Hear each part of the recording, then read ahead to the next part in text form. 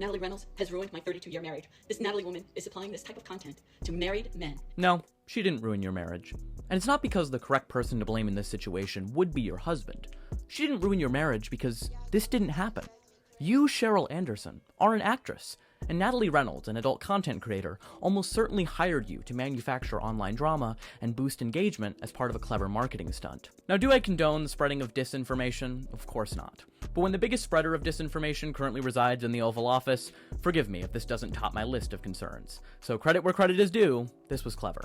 And clearly it worked. But what's more interesting to consider is why it worked. Why it felt so believable. Why it's not even remotely surprising to see a woman on TikTok blaming another woman for her husband's infidelity instead of blaming her husband. And the answer lies in the deeply embedded patriarchal norms that are still very prevalent. We've been conditioned to believe that men are just wired this way, that they can't help themselves around a woman. So when a man cheats, crosses a boundary, or even commits assault, the response often defaults to, what was she wearing?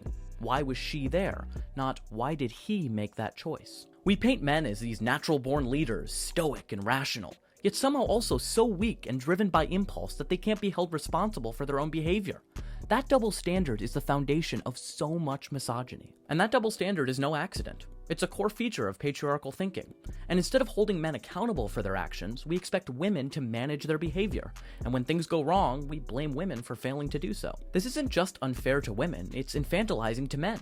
It strips men of agency while making women responsible for everything.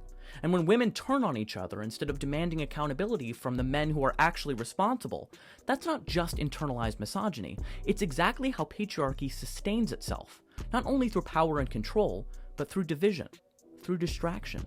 So I'm glad to see the pushback in the comment section of the original video calling out the misogynistic rhetoric. But at the same time, there's a second takeaway from this, and that is that we should all be thinking a bit more critically about what we're engaging with online.